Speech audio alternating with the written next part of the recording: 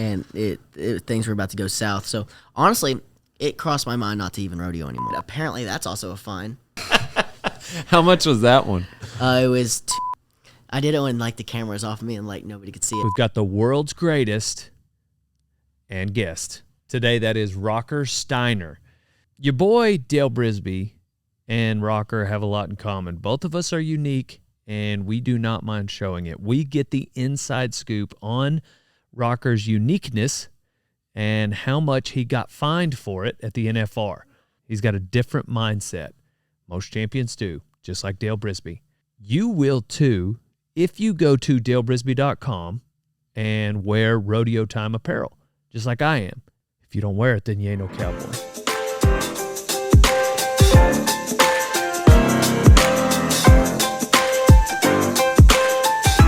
What's the Rocker Steiner story? There's a lot of them.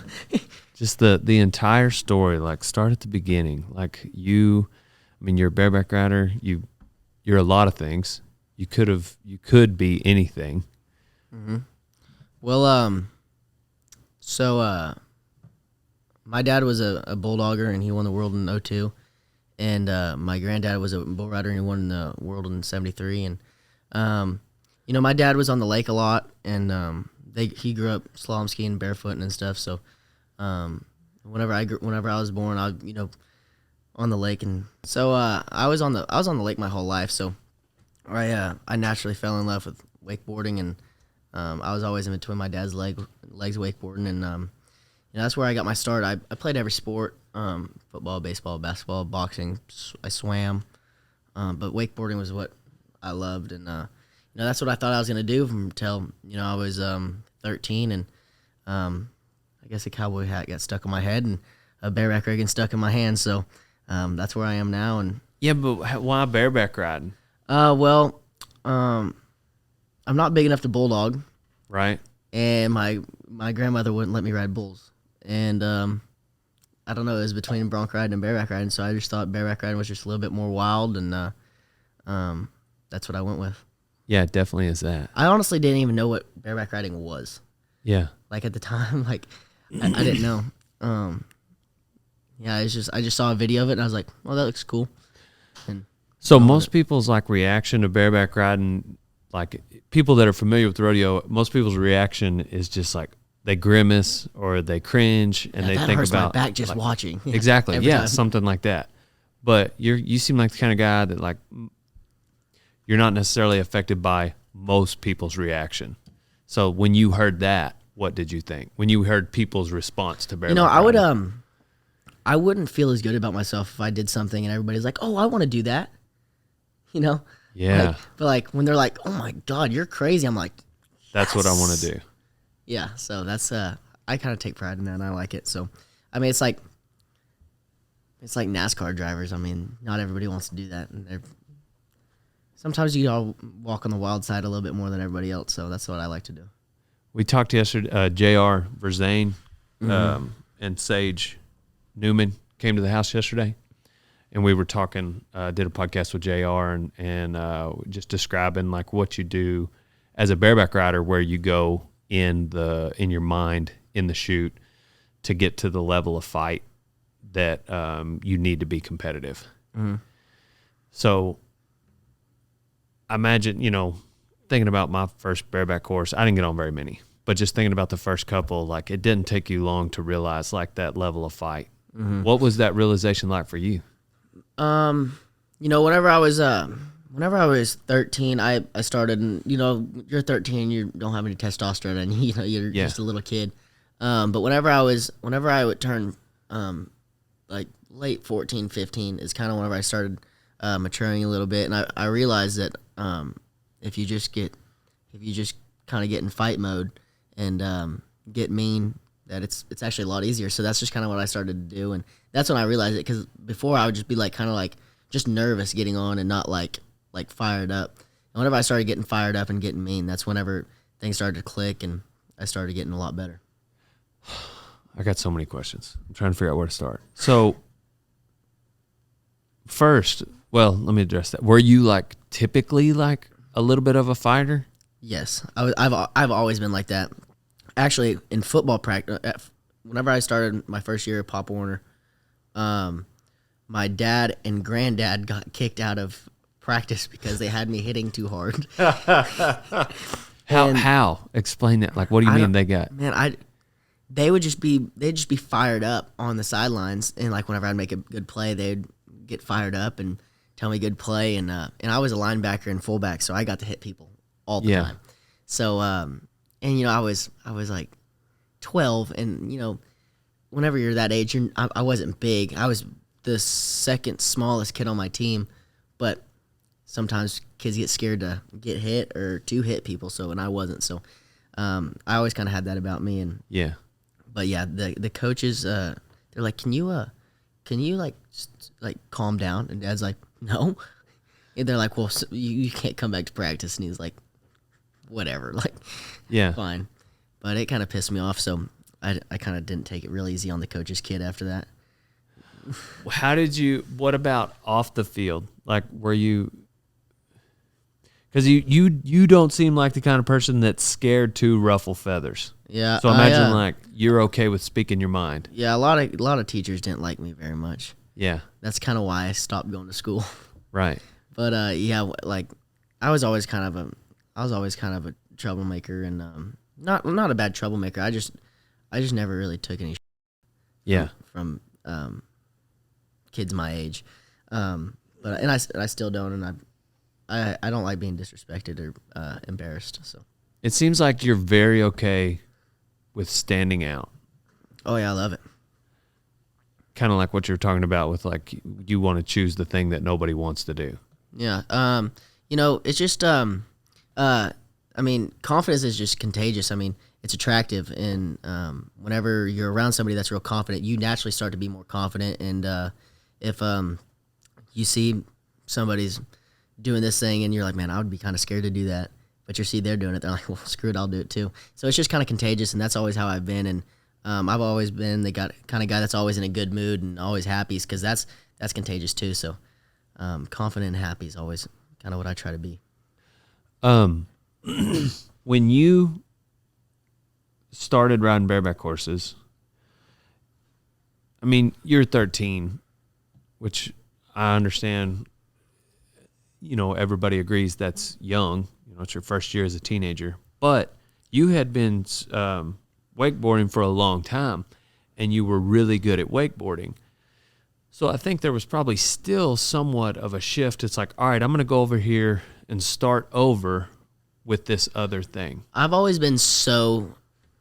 loved being bad at something. I cannot take being bad at something. I hate it. Whether it's ping pong or volleyball or boxing or whatever. I've always the one thing I love most in life is. Thank you guys for listening to this incredible story. I'd like to thank Rock and Roll Denim for bringing us for clothing us. We'd all be pantless right now. We'd be literally naked from the waist down if it wasn't for Rock and Roll Denim bringing us this podcast. Learning something new, and not a math problem, but right. I like learning something athletic and competitive, something new. And whenever I was wakeboarding, I was really good at wakeboarding, and so I kind of lost that drive of I need to learn. And that's why I stopped learning, because I didn't really care. I felt like I already had it figured out. Well, bareback riding, I started, and I was like, hell yeah, something to learn. And yeah, so I mean, I just got good fast because I wanted to learn so bad. And I would get on 5 horses a day, 3 times a week. So I was getting on 15 horses a week as a 13, 14-year-old. Yeah. And because I loved it so much, and I wanted to get better, and I was tired of looking at kids that have been doing this for 3 years, but I wasn't as good as them. Yeah. So it was like, I can't take it. Even though I was riding for 3 months and they were better than me, I just couldn't take it. So I was outworking everybody, or at least thought I did. And yeah, that's the one thing I love, is just learning something new. What did those horses look like? What kind of horses were they? So we started out. We mean, my granddad didn't buck horses the last time we bucked horses was, in the 80s. Yeah. So, times have changed, so we didn't really know. And we got these little. We saw the junior NFR, so we're like, okay, we'll just get some ponies. Well, these ponies are hop, skipping, changing leads, ducking and diving. Well, we didn't know, but that's really hard to ride. I actually watched a video of me riding a pony the other day, and I was like, I don't think I could ride that right now because this thing. No timing. But we got these little ponies, and that's what I started out on. Well, we figured out that if we just bought small horses, then the horses have a lot more timing. They have the same trip, so we just got like these horses there. It was a blue and red roan, and they were like 900 pounds. Well, one would go out there and just pogo stick and just jump in the air, kind of like this. And then that's what I would get on. And then there's this little blue horse, and it's a lot more electric, but it would just go straight and kick over its head. And that's what I got on. So, I was getting on horses that would go in the 1 pin, the NFR, which is the easiest pin from the time I've been 15. Yeah. So it's not like everybody thinks that I was just getting on hoppers, and I was. They were really nice, but I was getting on horses that could have gone to the NFR. Yeah. So, I mean, I've been kind of setting myself up for that. And when you say everybody thinks I was getting on hoppers, like, what does that matter? It doesn't. It doesn't at all. But like I'm just saying, like social media or whatever. But what the hell do they know, anyways? I mean, like, but what would be if you're learning? Like, I don't understand how anybody would have a rock to throw at that. Somebody like, especially 13, 14, 15 years old. People have a rock to throw to anybody. I mean, everybody. I mean, they complain about the sun coming up. So yeah, that's true. Some people's kids. Does any of that affect you? No, it doesn't. I don't know why. I don't know if I was just born with it or just got to handle it, because I've been getting criticism since I've been 9 with wakeboarding and everything. And so, like, there's not like a time like you don't go through the day and then like see a comment or somebody say something and it like linger with you for a few hours. No, I can honestly. You're able to let it go. I'm not just saying this. Like, I honestly don't. No, that's never happened. And like I just learned that, like, if somebody I looked up to said something like that about me, it would probably hurt me a little bit. Like, it'd probably hurt my feelings a little bit. But if somebody says something that I don't care about or look up to, it doesn't bother me, because why would I care about somebody below me? And but I mean, if Ty Murray said something, I would it would hurt me. Yeah. Or like Casey Field, guys like that, like it would mean something. But if I don't look up to him, it doesn't linger with me. It doesn't bother me. Yeah. Yeah, I could see that. I was actually thinking Casey when you said that. Like, I imagine if Casey, like, like for me, I can't think of anyone at all, since I'm the greatest of all time ever, like it would be like if I said something bad about myself, so like, which I would never do, but, being the GOAT. Yeah, because you're humble, right? Of bull riding, and I'm also humble, so I would never, right. Yeah, see, that's the one thing, like, JB's good, but. I mean, Dale Brisby, you know what I mean? Like, he's no Dale Brisby, right? As far as, okay, so bull riders, like, who is the Rocker Steiner? Who do you... John Crimber. Of bull ride. That's you. Yeah. Gotcha. I knew what you were going to ask before you even said it. There you go. It's John Crimber. What about bronc riding? I don't know. Statler? Really? Yeah. John, I told John, I was like, because like people ask me like who do you kind of see yourself in other sports or in other events? I always say John Crimber, because I mean it's literally the same thing. Yeah. He's young. He was getting on really good bulls, really young. People were saying terrible, like bad things, saying it's just because his dad's Apollo Crimber and he's coming up with Vitor Leme and all these great bull riders, and it's literally the same thing that happened to me. So, and he backs it up. Yeah. I mean, this kid's John Crimber rides bulls that, I mean, NFR guys would buck off of all the time. Yeah. And he's 17, turns 18 in August. I told him, I was like, because I asked him, I was like, hey, are you going to pro rodeo or go to the PBR? And he's like, PBR. Well, the other day he texted me and he was like, he's like NFR bound. And I was like, wait, what? And I was like, are you pro rodeo next year? He's like, yeah, I'm gonna make the finals. Dang. He's like, but he's like, could I make the finals turning 18 in August? Would I have enough time to? I'm like, The one, like, I told him, I didn't think about it, but I told him, I was like, if anybody could do it, it's you. Yeah. And especially bull riding, because there's extreme bulls. Well, I didn't realize that for your extreme money to count, you have to go to 40 rodeos, so I guess it's really not possible because you can't go to 40 rodeos from August to October. Right. So, but I'm excited for him to go to the finals. But he's the best thing that I've seen come up in the bull riding since I've been rodeoing. And so, your granddad rode bulls. Your dad was a steer wrestler. You chose bareback riding. What a terrible decision that was, huh? I don't know, man. Like I don't think it's. No, I love it because there's just so much meat on the bone for bareback riders. Like of all the, like if you want to be a team roper, you're gonna have to beat tens of thousands of people.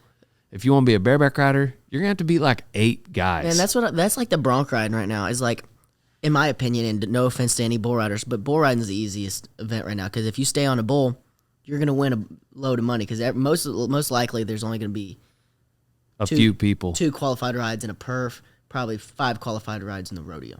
Yeah.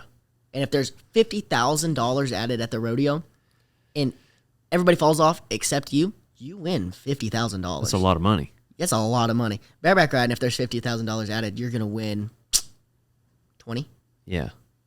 So, but bronc riding, I told Lefty Holman, I was like, dude, this is crazy. And bareback riding's kind of the same way, but like there's 25 guys in bareback riding, in my opinion, that are insane. Like if they draw good, they're gonna win. There's 25 guys of those guys. Bronc riding, there is 50 guys that if they draw good, they will beat you. Right. The number 50 guy, if he draws good, he will beat you. Yep. So, I mean, it's just, but I mean, I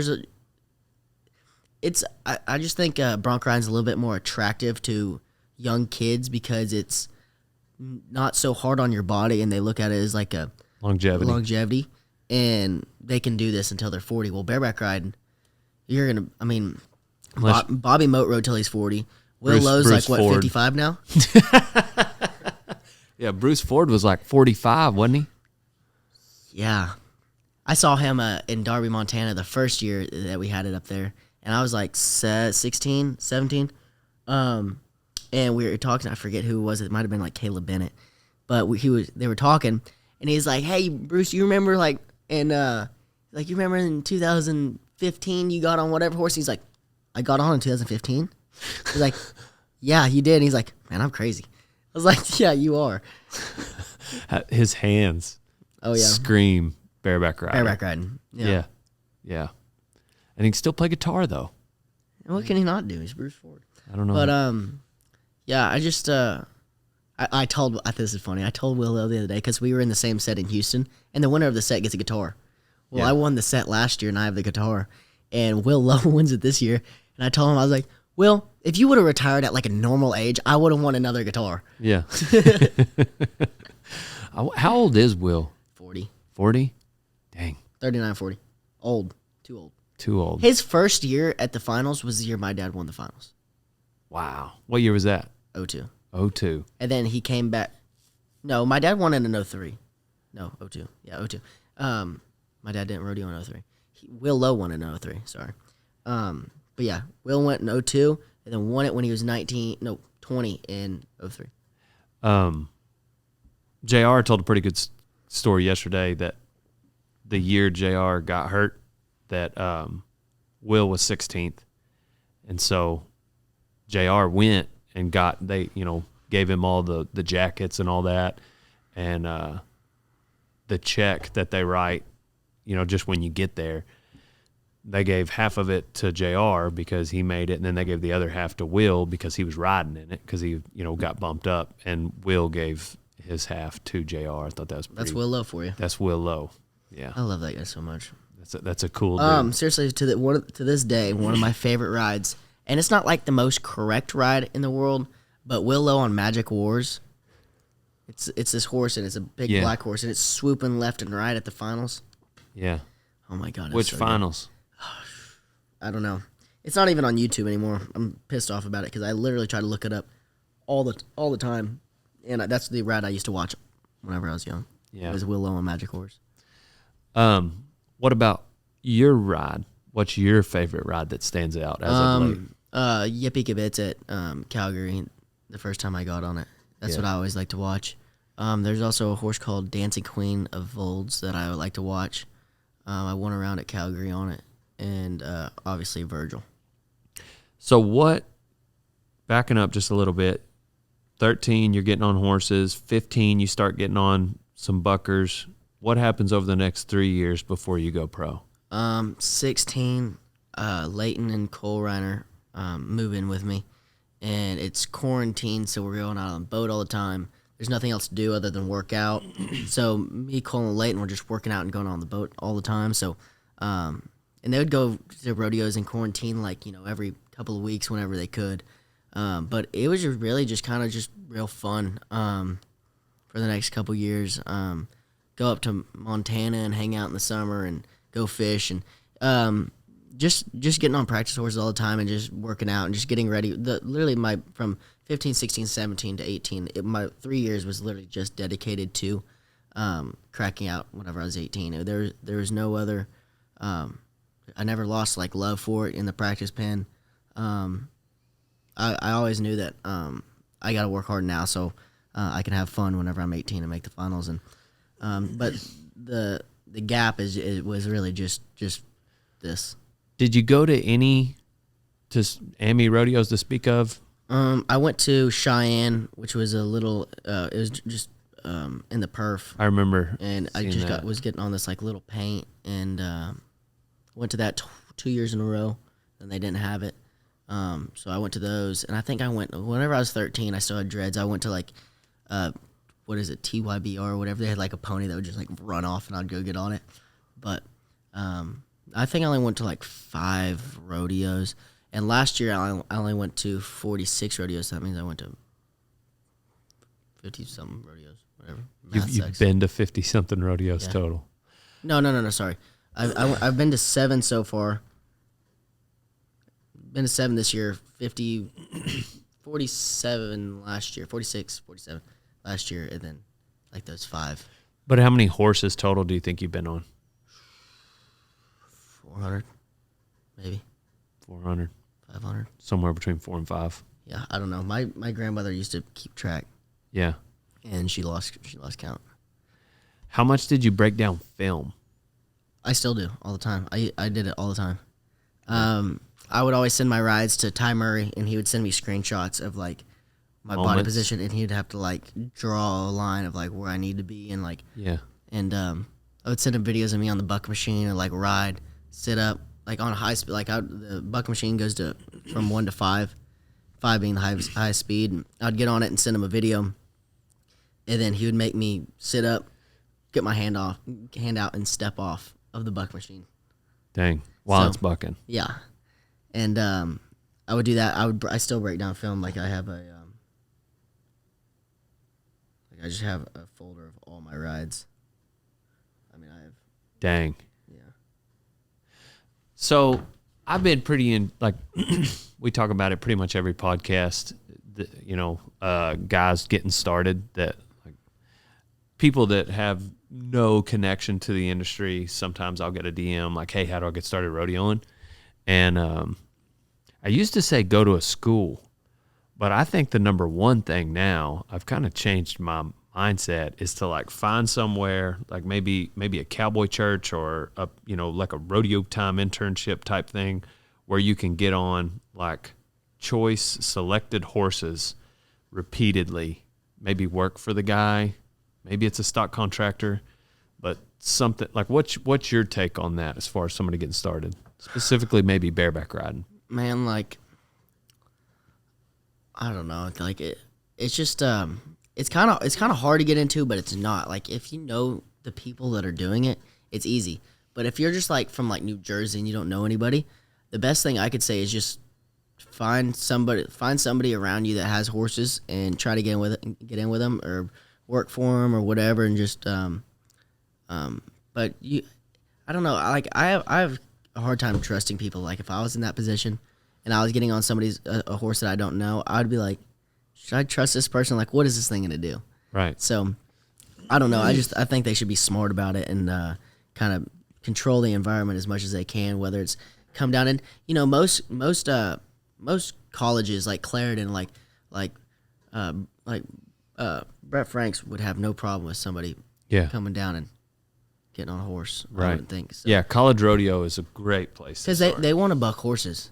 Like what kids don't realize is like stock contractors, they want to buck their horses, but there's just nobody that wants to get on them. So if you can find somebody like that has horses and they want to buck them, then or go to a college like Clarendon or Tarleton or wherever. Do you feel like a kid should use caution though, getting on, like let's say they've not been on any, you go to a stock contractor that wants to get some horses bucked, like they should probably proceed with a little bit of caution. Or how do you feel about them getting on their first 10 horses? What should that look like? They need to proceed with a lot of caution. Like I got on with a quick release from the time I actually won Denver with a quick release. Dang. Yeah, because it was the only cinch I had. So I mean, I think the quick releases are very good. It saved my life a few times, just because if you get hung up and the horse is about to run you into the panels, you can just reach under, pull this thing, and your rigging comes off, and you're off safe. You might get stepped on, but that's what I did. I rode with caution a lot, and I actually thought that they were going to disqualify me from Denver after I won it because I had a quick release. Really? Yeah, and then after that, I stopped. I rode Ghost Town with a quick release. Are they not? Are they against the rules? Oh yes, I don't know. I guess the first horse I rode without a quick release was at Houston. Dang. Yeah.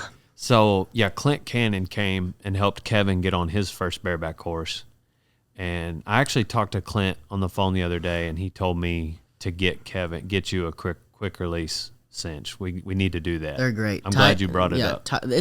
If I was to give any young bareback rider advice, it's to get a rigging, used or new. Barstow Rodeo, they have the best riggings, what everybody uses. I think they also sell quick releases. I think they do. I can picture it hanging in there when you walk in that hallway. Barstow also sells a quick release. Buy that, the rigging, the pad, or whatever, and find somebody that has horses they want to buck, or go to a college, see if they'll let you on their horses, and get on their horses. But you also need to. I mean, there's videos on YouTube that or show you how to build a spur board, how to set up your rigging. I forget the kid's name that does it, but he does a really good job. But that you need to be getting on the spur board. If the college has a bucket machine, that is also great, which they probably will. But that's the best thing I could say to the young guys. Yeah. Definitely quick release, because if you get in a jam, you can just pop that thing off, home, free, live to fight another day. Yeah. Yeah, we got to get that.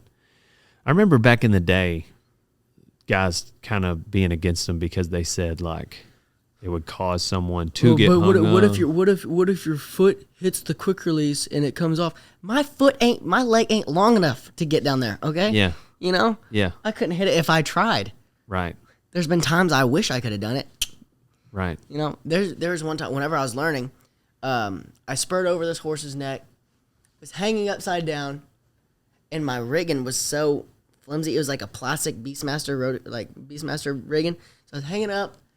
I couldn't do anything because my legs were on the horse's head is over here. I'm hanging like this. Well, I just reach back and grab this quick release like this, and I just did the backflip. It worked. It worked. Yeah. Yeah. So your granddad rode bulls. Your dad was a steer wrestler. You go to bareback riding, but. And I'm just trying to think of like an excuse somebody that's starting, the excuses they might have. Well, like he's just kind of like the Wright brothers. Oh yeah, they only won the world because Cody's a world champion. Right. So you know.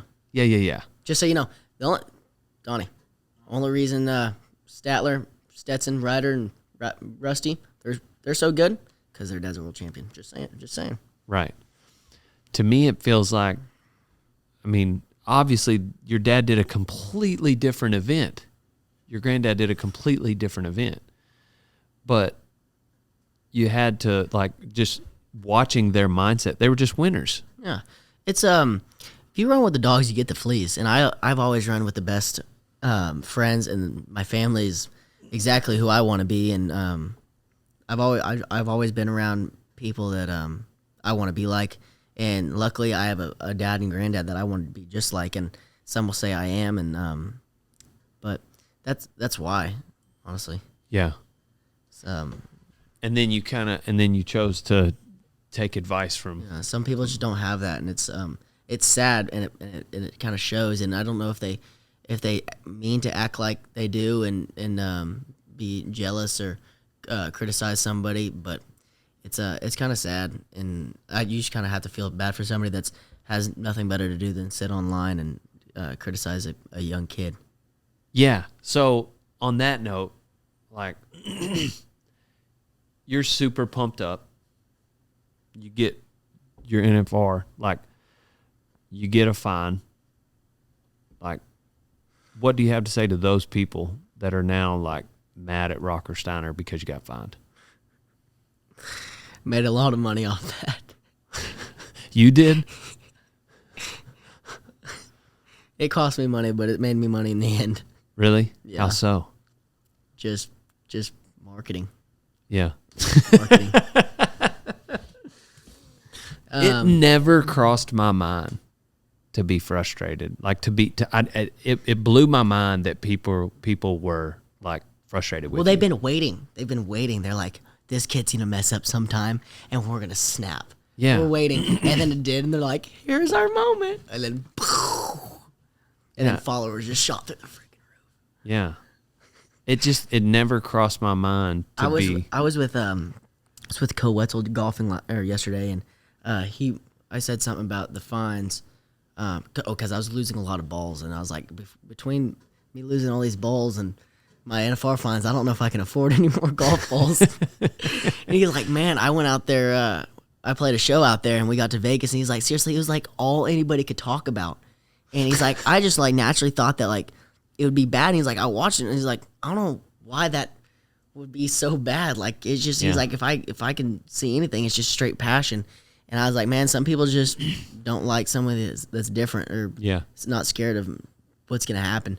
And but out there that night, I did that, and I was pissed off for a while, and then my dad called me. He's like, hey, just so you know, like, your mom's pretty upset. Like, she saw like the Facebook stuff, and like, you're getting flamed right now. And I was like, screw it, okay, whatever. So I naturally thought that like I would kind of get dropped by my sponsors, and things were about to go south. So honestly, it crossed my mind not to even rodeo anymore.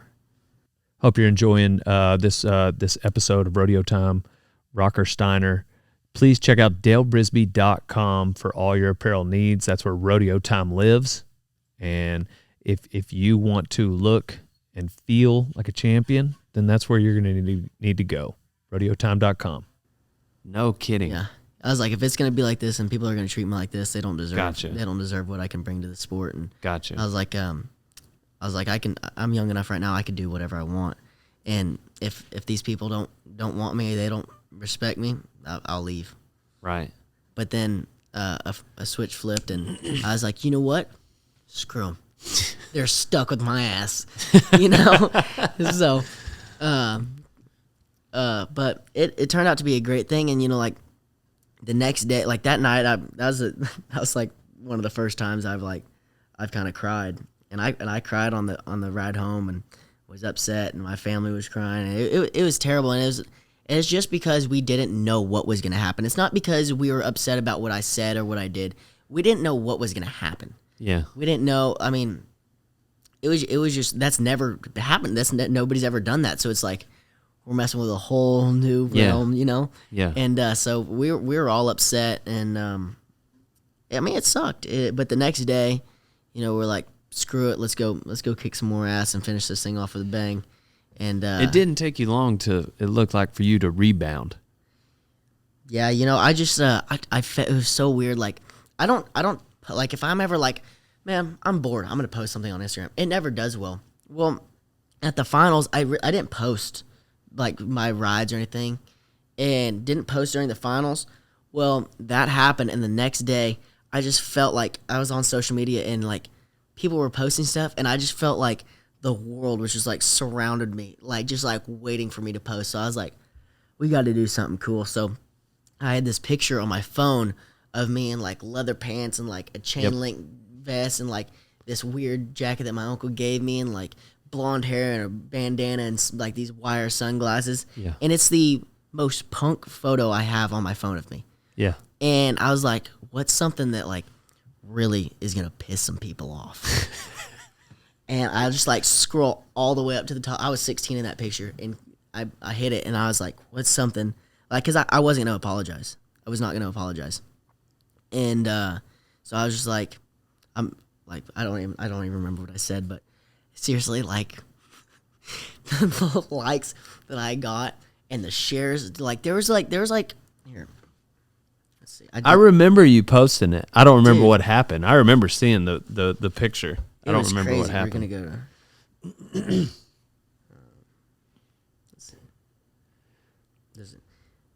Okay, here it is. There was 853 shares on that.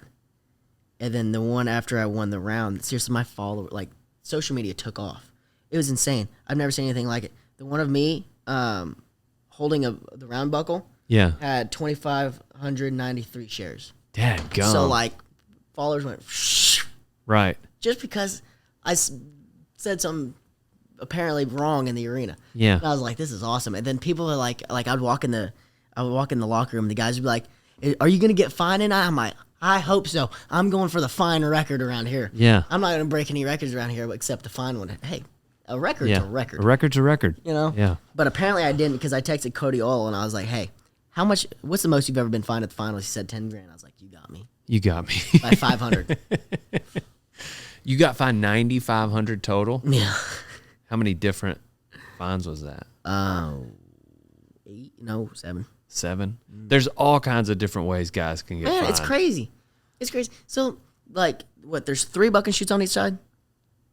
Something like that. I think it might be 4. Is it 4 on one side? Maybe 4. Anyway. I mean, you know better Dude, than I would. in the back, there's no, if you're a right-hand delivery, so your horse is over here, so you put your rigging on, you can't pull on the left side of your rigging because there's a wall. A wall, yeah. And so you try to get it pulled down the best you can. Well, it's dark back there, fireworks are going off, whatever. People are running by. Well, your horse is freaked out. They can't see. So if you crawl over and, like, get to where you can pull the left side, they're going to freak out. Yeah. And probably smash your rigging and break it or whatever. So you can't really do that. Well, you have to wait till you get running the chute to pull your rigging.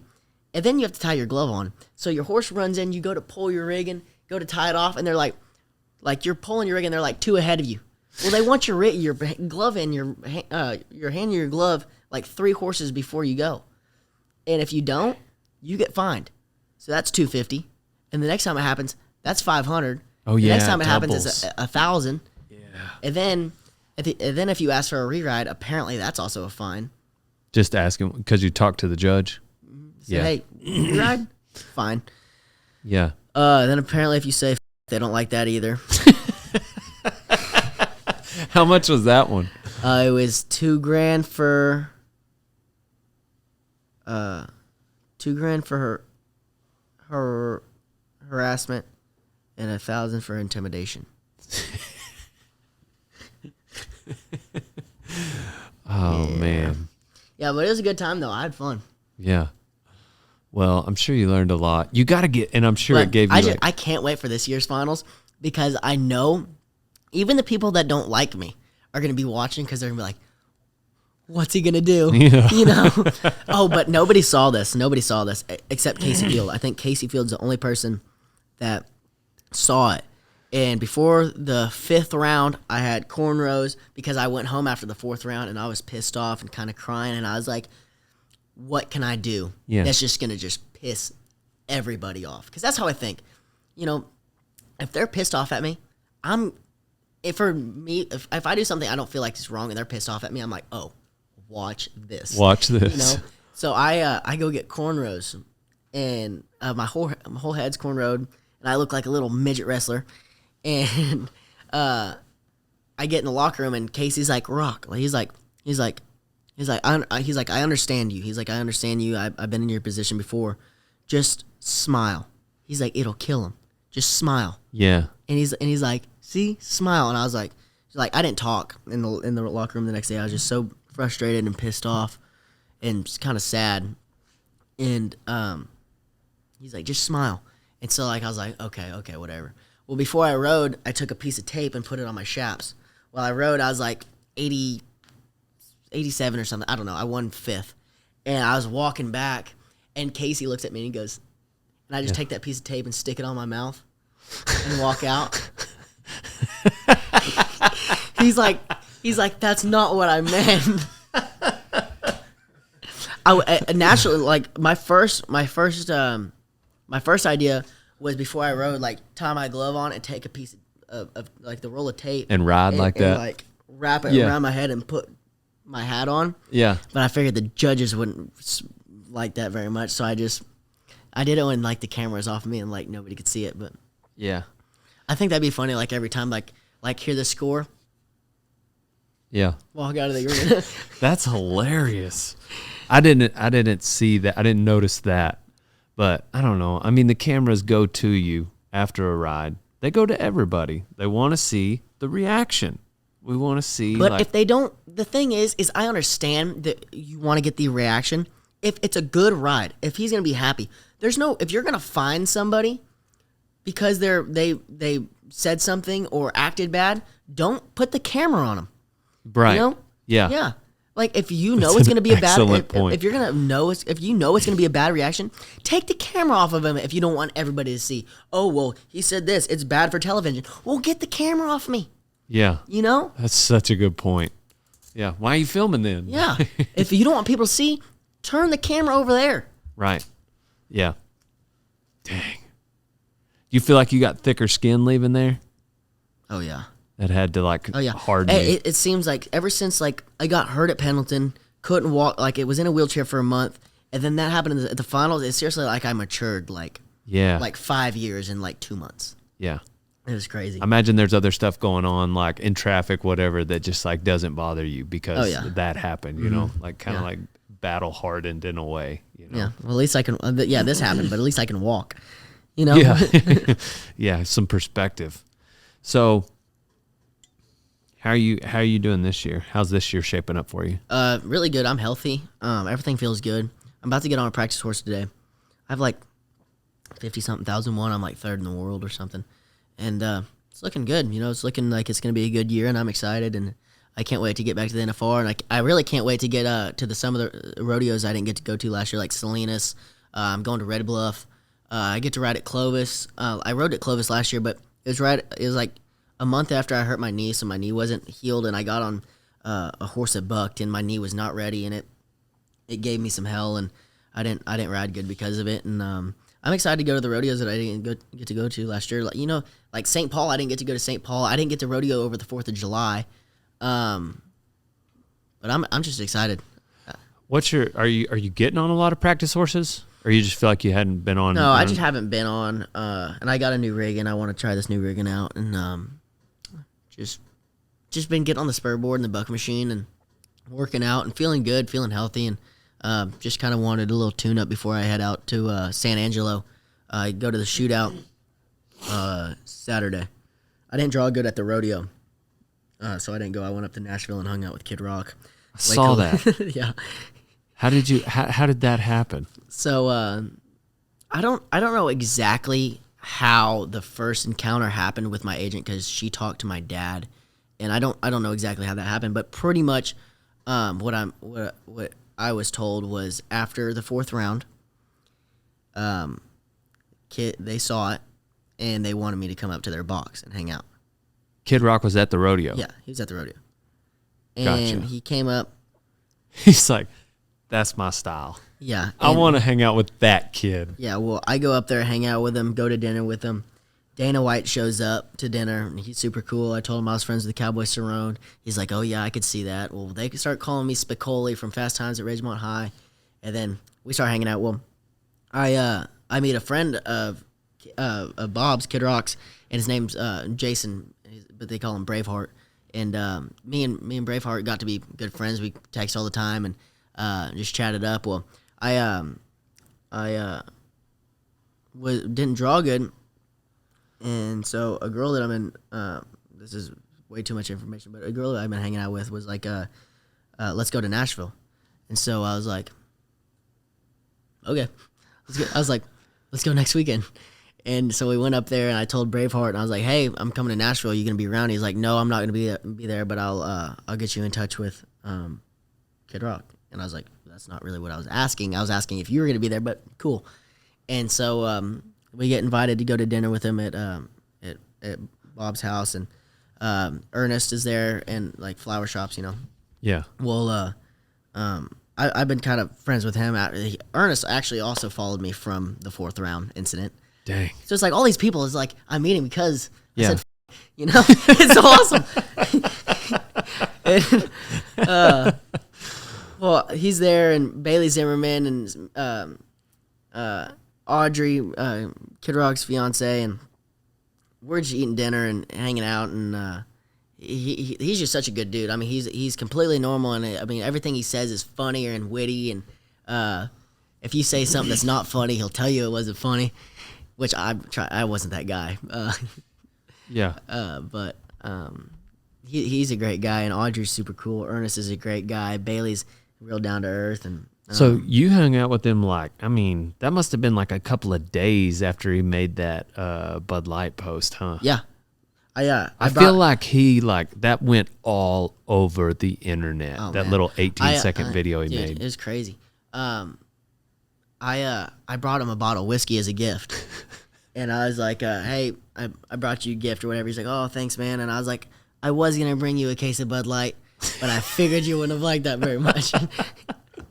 Had he been like sponsored by him or something, or he just maybe he just doesn't drank matter. it? Yeah, doesn't matter.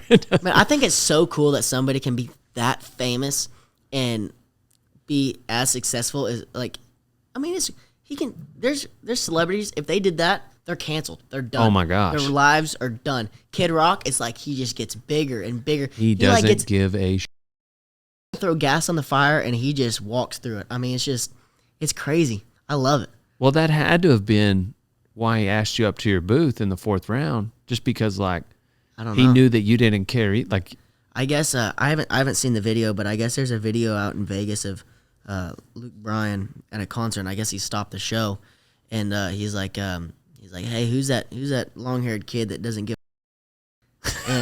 and I guess people in the crowd were saying my name. He's like, "I like that kid because he doesn't give a shit, and neither do I." And I guess there's a video of it. I haven't seen it, but that's just what people have been telling me. where were you whenever you're with Kid Rock? Tell me that. Where were you whenever somebody yelled? Oh, that was You in just Vegas. told me that story a while ago. What Yeah. happened? That was in Vegas. We were standing out, and him and JB Mooney was there, and Kid Rock, me, Braveheart, and this guy named Dan, who's like kid's security guard, and we're like sitting over there. I'm just hanging out, just like listening to their conversation. Well, this girls or whatever are like, hey, Rock, and like Kid Rock like turns around, they're like, no, Rocker. I'm like, oh God, you know, I'm like, that doesn't look good. Do not disrespect this man. But it was funny. He's a great guy, and I was sitting around there playing guitar and singing, and it was a great time. It's something I'll always remember, and I tried not to blink. I just wanted to take it all in. I talked, but I just like wanted to listen. Like I just wanted to like. Where were y'all? What night was it? Me and Cowboy were at dinner one night, and you called us, and you were in some sort of bus. Oh yeah, party bus. Was that when were you with Kid Rock that night? I wasn't. No. That's not y'all. That's not what y'all were driving around in. I don't think so. Because if y'all were at dinner. Yeah, after the perf, and then I don't know. You may not remember the phone call, but No. If I was in a party bus, I probably don't remember it. you were like, "We're gonna come pick you up, Cowboy," and he's like, "No, I'll come meet you." And we got a phone. He's like, "I don't think I'm gonna go." I think was that the 8th round? It might have been okay. That's what it was. Yeah, it was the 8th round. So I just went to dinner with Kid and everybody, and we were leaving, and y'all went to the MGM. Yeah. You're Cowboy, Rodrigo, Yes. Justin Gaethje, some guys, and I went over there and was hanging out, and yeah. Anyway, It got wild that night. It was fun. I had to drink. I kind of had to party my sorrows away because I just got bucked off that night. right. Yeah, so it was kind of like just, screw it. You know? What, Not that we're talking about Mountain Dews, baby. that's right. So it's super, I don't want to just gloss over the fact that you've been to somewhere around 70 rodeos, give or take, and only 5 of them were not pro rodeos. Yeah. Yeah, so whenever I cracked out pro rodeoing, I was literally an amateur. Like, it wasn't like I've been high school rodeoing or Correct. or amateur It's rodeoing. crazy. I didn't like. It's not crazy, it's unique. Yeah, like Denver was like my 4th rodeo. Yeah. So what do you suggest that to people? Or that was If those were your goals? I mean, if I didn't get brought up like I did, if I wasn't getting on practice horses that are like what I was going to be getting on, it would probably be hard. But I mean, you can do it. So Denver was your 5th rodeo, but It was like, how many horses had you been on? Maybe 200 at the time? yeah, More than that, maybe? 250, something like that. I don't know. I'm just guesstimation. So that would be similar to somebody getting on 50 head, then AMI rodeoing for 2 years and getting on another 150 head. Yeah. That's pretty simple. It's not that great. You chose to wait for the competition aspect of it to be the pro rodeos. Yeah, I mean, why? And my goals were set for pro rodeo, and for a gold buckle and rookie of the year. And honestly, my biggest goal was I found out that my birthday is perfect to make the finals as an 18-year-old. Yeah. And nobody's really is because nobody's ever been to the finals, like been at the NFR while they're 18. They always make it when they're 18 and go as a 19-year-old. Yeah. Well, I was like, I can make the NFR and be 18 because my birthday's right after the NFR. Yeah. And so I was like, okay, I'm gonna make it whenever I'm 18 and be 18 years old in Vegas, at riding with, grown men. Yeah. And so I set my goal for make the NFR as an 18-year-old and go as an 18-year-old, and that's what I did. And I just never set goals for I want to win the UPRA finals, which it's great if you have those goals, and it is an accomplishment. I'm just not dogging anybody that has those goals or wants to do that. Yeah, or has done that. I didn't take that. Yeah. So I just set my goals as high as possible. Right. I mean, reach for the stars, and if you fall, grab a handful of clouds. Mike Tyson quote. There you go. Well, Yeah. anyway, but I set my goals for that, and I never looked back. Yeah. You mentioned that I got like 4 questions in my head at a time, and I'm trying, and I just got to pick one at a time, and then I'll forget 2, and they come back to me. You mentioned that like you like that moment of you don't like not being good at something, but you do like learning things new. So when you learn that, you decide to learn something new, you'll take off and try to be the best at it. Do you see yourself doing that with anything in the near future? Like, is there anything new in your life? Yeah. I've actually thought about this a lot. I'm probably getting into whenever I retire, I'll probably start getting into like films. Films? Like no, I didn't take it like that.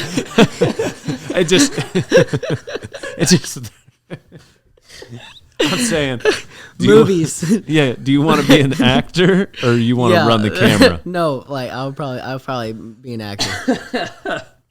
Oh my God.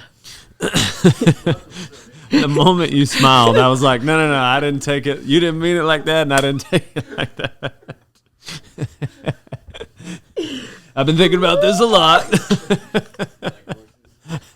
Oh no, I'm not that proud. Anyway, yeah. So like cowboy. Yeah. Better than Cowboy though. You want to be better than Cowboy Yeah. though. Right. Okay, I've been thinking about this. Okay, so you know the movie The Cowboys with John Wayne and all the little kids. Oh yeah. I want Taylor Sheridan to redo that movie so bad. Not that it needs redone, but like with all the new equipment and cameras and everything. Oh my God, could you imagine like if have you seen 1883? Tim, the McGraw, Tim McGraw. If he was like John Wayne in the movie and Cowboy Cerrone was the bad guy, and I was one of the kids, and you were one of the kids. Seriously, think about it. Taylor, we're crafting your next hit series. He should make it a show. Yeah, dude, it'd be so badass. We got Tim McGraw as John Wayne, and then Cowboy Cerrone is the bad guy. As Bruce Dern. Yeah. I don't know, but like after that, like Bruce Dern was done because he was the guy that killed John Wayne. Oh. I don't know. Tim McGraw's never been killed. Yeah, I feel like Cowboy Cerrone killing Tim McGraw might be a little more digestible. I mean, John Wayne that's America. Yeah. The guy killed America is basically what they put on cinema. The guy is Joe Biden of the movie world. Exactly. He's the Joe Biden of the movie. And at the time, nobody really understood cinema, so probably everybody thought like it was pretty much real at the time. Like, now in 2023, everybody understands that like, oh, it's Dale Brisby. Yeah, let's just watch this, But anyway, yeah. I thought you meant filming. So no, I hate to be like, I don't know why I just like, I don't want to be like, I'm going to be an actor. Like I feel like so many people are like, I'm going to be an actor. So I don't know. I'm going to like, I want to build my brand so big that I can just jump into a movie. And You're off to a good start. That's kind of my goal. And you got a good connection. Huh? You know Dale Brisby, and I have met Taylor Sheridan. So I can make that introduction. Yeah. No, y'all live in his old house, or he lives in your old house? He lives in our old house. He lives in your old house. Yeah, he redid it. It's so cool over there. It's like right here, right? Right there. Yeah. Do you see him often? Yeah. So if I gave you the script to my movie, you could maybe... No, don't worry. No. I'll just read it and be like, he said it's great. Yeah, that's the same thing like I do with like JB. Like people would be like, hey, can you give this to JB? Hey, can you give this can you tell JB? I'm like, oh, yeah. Can you ask JB if he'll... Yeah, I'll ask him. I'll get back to you. Nope. Not a one message have I relayed. I might relay this one. I feel bad. This lady came up to me and she was like, can you have JB sign this? It was my dad's and he died. It's like her dad's dying request. Stop. I feel so bad for laughing. And I'm like, dadgummit. Imagine, yeah, he will sign that. Yes. And it's not that he doesn't want to sign people's stuff, it's just that he gets asked so much, there's only so much the guy can do. I went and golfed with Co yesterday. And like I've listened to Co's music a lot, like since the time I've been 15 or whatever. Like I love Co's music. I didn't realize how big he was. Like I knew that like people knew him, but like we went and like I wouldn't think that people would just be like going nuts at a golf course. Like we went to a golf course and like I was taking pictures of people. It's like I feel weird. Like no, I'm that guy. Yeah. Right. So I took one picture and he took like 27. Dude, Co putting on a concert, like have you been to one of his shows? I'm going Thursday. Dude, it's such a show. Yeah, I'm excited. And he's not like, you can tell he's being authentic. He's not like trying to be necessarily like an over the top entertainer. He's just singing the songs that he loves, No, he's a great guy. But like guy. being next to the stage whenever those shows, it's badass. But yeah, I was DMing him yesterday. What time were y'all there? Yeah, we played 27 holes, so we were there from 9 to 2.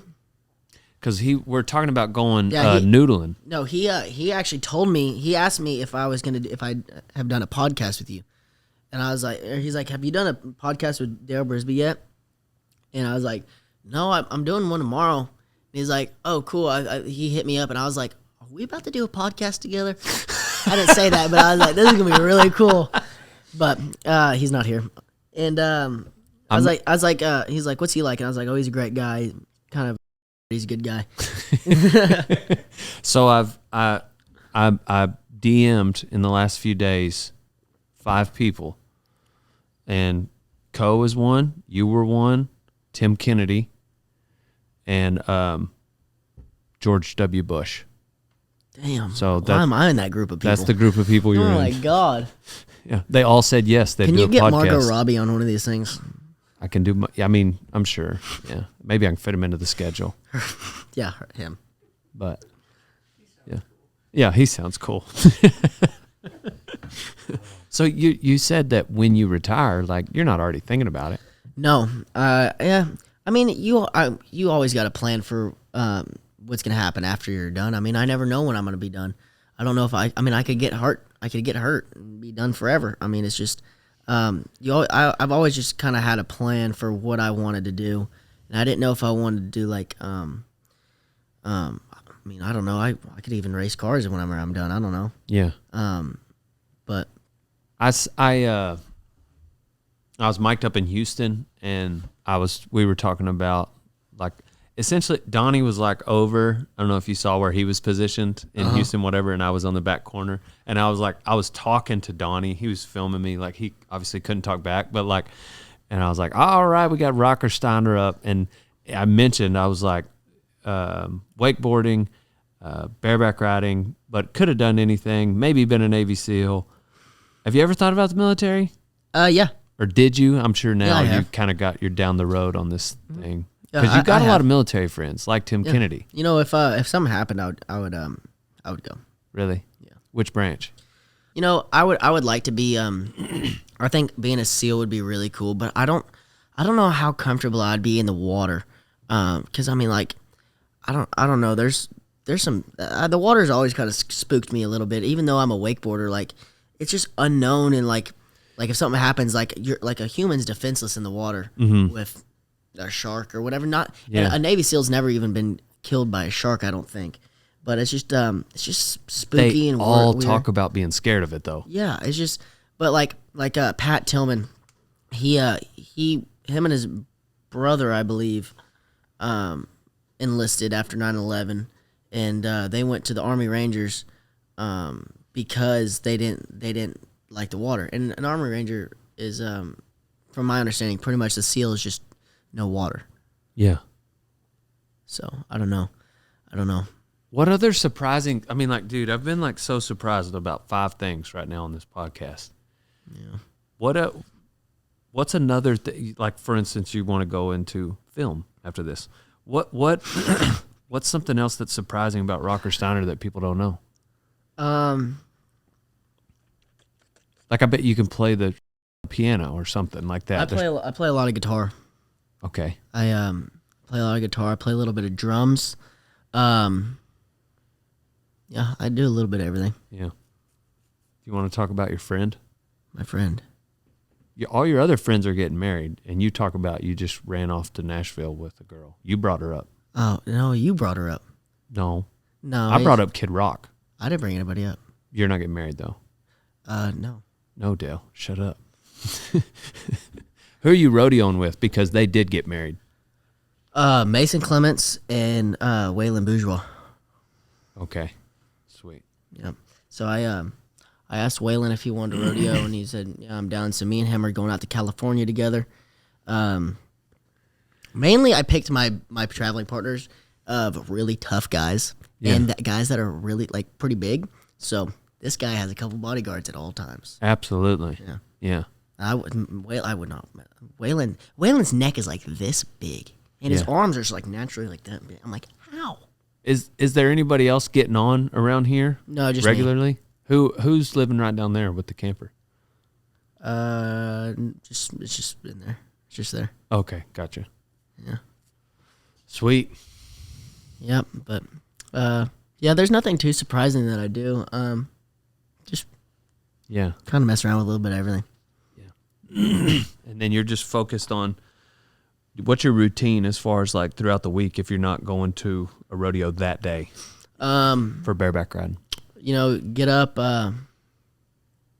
eat, go to the gym, work out, sometimes hard, sometimes not crazy hard, just kind of whatever I feel. I kind of like to stay fresh. Like I don't want to like, I mean, I get on bucking horses. So I mean, every time I get on a bucking horse, I'm like damaging my body. So I don't want to damage my body too much in the gym.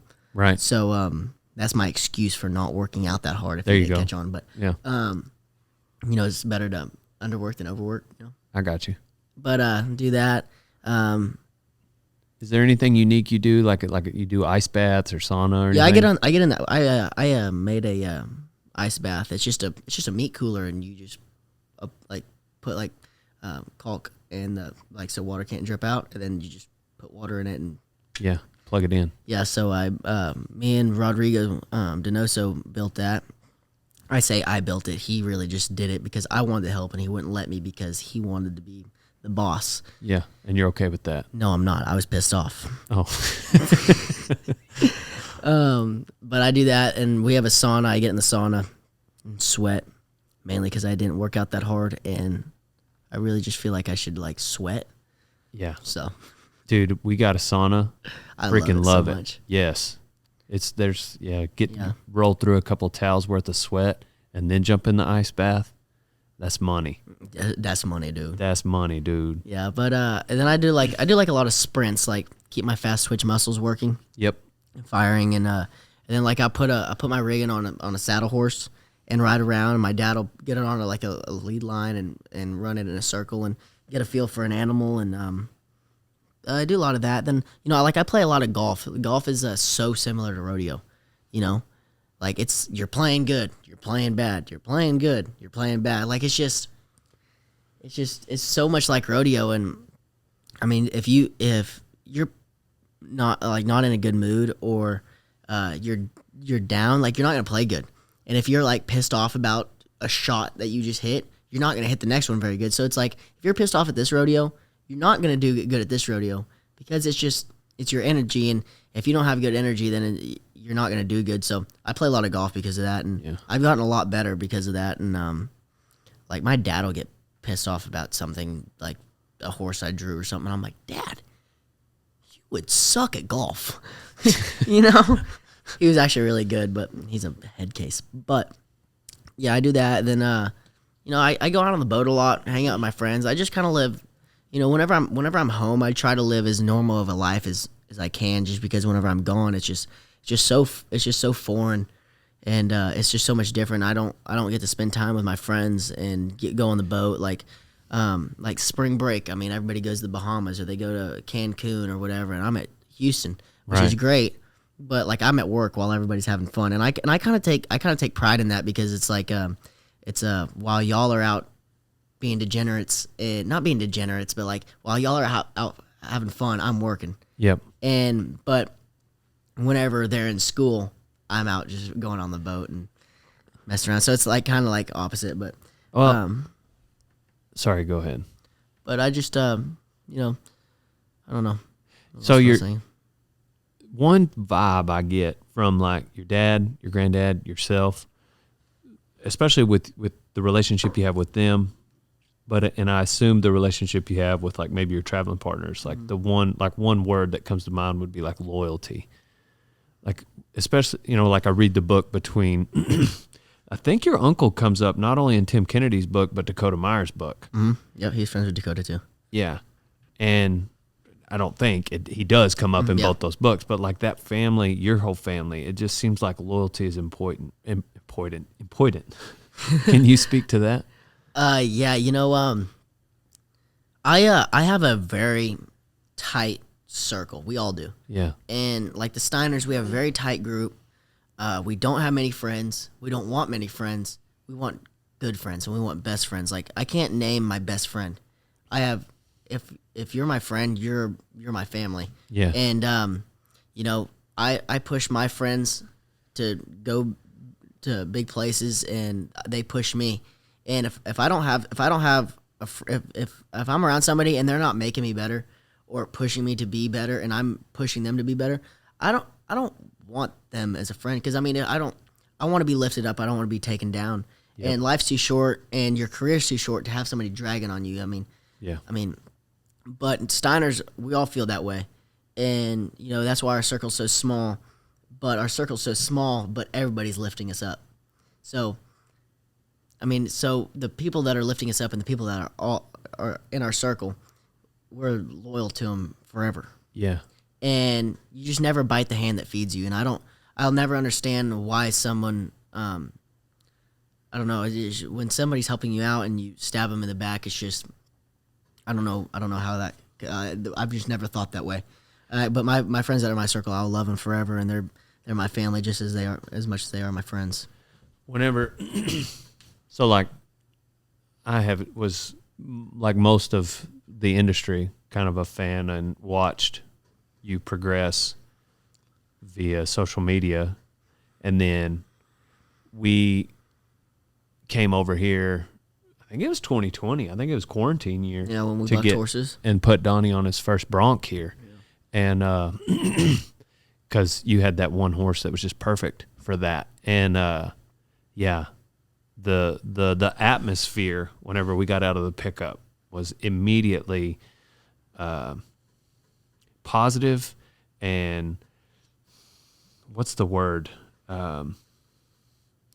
You each of you had like a charisma. That's the word that like was attractive. Like you said that word. I like that word you said, that it just like drew us in, and it was, we not only wanted to be around each of you, but you were all welcoming about it. Yeah. And I thought that was cool because everybody here is elite, and they do have the buckles, but the way that like you welcomed, like you guys had no reason to welcome us the way you did. Like we had nothing to offer you guys. And, bring Donnie in, and your granddad like talks to him and gives him encouragement and like coaches on him. And then your dad is like running next to all these bucking horses. It was crazy how comfortable I felt, like just socially in that setting the moment we got out of the pickup. Yeah. And, it's just, I was already a fan, which is why I like it. That's what caused me to reach out. But then I was just like, daggum, this is how I want people to feel whenever they're around me. Yeah, you grow up, and it sounds cheesy, but you grew up in school, teachers saying treat people how you want to be treated. And you think it's cheesy, but it's so true. Like everything I say to people, I would want said to me. Mm-hmm. And yes, there's times I snap at people, and but if I feel, now we're going to go back a little bit, if I feel disrespected or somebody tries to embarrass me, I'll snap, and it's a little bit different. But if I'm talking to somebody, I'm going to talk to them just like I want to be talked to, and I'm going to talk to them if they're just as good as I am. It's just, I just treat everybody the same, and but we want everybody to be better. We want everybody to have fun, and we want everybody to be happy. And that's just kind of what we roll with. One more question. I know it's been a great talk, but I'm just curious, just because you're an NFR athlete, you just came off your first NFR. I know, looking at numbers, looking at the scoreboard of guys going down the road, then you go to the NFR, you win X amount of money, and then that they're constantly showing everyone's earnings. And it makes young guys think like, oh man, like for instance, somebody leaves the NFR and you see $160,000 won on the year. I think it's every kid's assumption that person has $160,000 in their pocket at that moment, at the end, at the 10th round, Yes. How do you manage money as a young cowboy? Like, do you have like buckets that you try to save this? I'm not the guy for this question. I can get a lot better at managing money. But, yeah. Or is it all about just the next rodeo, and you're not really worried about it right now because you're 18? No, it's just I don't know. I've at Calgary, whenever they asked me what I was going to do with my money, and I told them I was going to blow it, I meant it. I meant it. I saw the Chevy Nova downstairs. My bank account is underneath me right now. Oh my God. Meaning like we're on the second story, and on the first story is your Chevy Nova. Yeah. That's your bank account. I got you. I'm driving my money around. But you know, if I would have won, you know, if I would have won millions of dollars, I would have bought a house and some property. But I didn't, so I had to put my money in something. So some wheels was what it was. Yeah. But I'm not great at managing money. I know that right now I have more freedom with money than I will whenever I'm 30. Yeah. Just because you know, I don't have many expenses. You know, I live in a house on my parents' property, and so that's paid for. Thank you, Dad. And you know, so I just like to live how I want to live as a kid, and I do everything I want. I pay for all my stuff, and you know, it's just I have a lot of freedom just because I know that I'm good enough that I can enter 4 rodeos a week, and I'm gonna win, you know, a couple $1,000s. So Right. I mean, I can go afford to do what Absolutely. I want. So it's just if you want to live a good life, just work hard enough that you can, you know. Yeah. And I made sure I did that because I knew whenever I was 14, 15, I was gonna want to live like this, and so I just worked hard enough that I could make it happen, and I'm gonna continue to do that because I want to be on a yacht in Tahiti with you sometime. You're reaping what you've sown. Yeah. All right. Well, I said that was the last question. One more question. What was it like growing up with that steakhouse right there? Yeah, gum. Oh, that it's had to have been awesome. good. Oh my God. Just like good food all Every the time. Every Sunday morning, go up there and get brunch. Have they have this French toast, and it has a cheesecake filling in the middle, and it's 2 pieces. Oh, dude, it's so good. That sounds amazing. Oh my God. What's your favorite kind of steak? What kind of steak man are you? I like a fillet. Really? Yeah. Yeah. I bet they got a good one there. It's not bad. I bet y'all can cook some good ones here just at the house. Baba cooks a steak that's even better. I bet. Yeah, it's so good. Yeah, he's very precise about his steaks. I imagine. Oh, it's crazy. Is he still cut up? Has he still got the 6-pack? That makes me look bad. That's insane. That dude is an inspiration. How old is he now? 73? No, 71, 2. 70. Yeah, because he said 68 in quarantine. So that, yeah, you're right. I mean, like, obviously you're right as your granddad, but Yeah, something like 71-ish. Yeah, but he's crazy. He's a madman. Like, he's just, like, I'll be working out, and, like, one of my friends will be in there or whatever. He'll just come in there like, hey, what are you guys doing? Oh, just working out, and he'll just get up on the pull-up bar. Knock him out. I'm like, he'll do like 25 pull-ups. I'm like, dude. That's awesome. Dude, I want to be that man at 71. Like, and you know, he's coming off of like a old school rodeo career. You know they weren't good on their bodies. No, yeah. I mean, like that Joker's like, what year was it that he was a world champ in the bull ride? 73. 73. Like that's. You know he rode bareback horses too. Did he? Yeah. They all did back then. Yeah. Right? Heck, Baba used to, because whenever Baba was running the rodeo company, he would, if there weren't enough bareback riders, he would enter his bull riding friends in the bareback riding, and then would make it to where if they turned out their bareback horse, they couldn't get on their bull. Dang. So one of we had a world champion bucking horse called Stormy Weather. Yeah. And so one of his bull riding buddies, who's never even been on a bareback horse, got on Stormy Weather. Dad gum. Just so he could get on his bull. That's hilarious.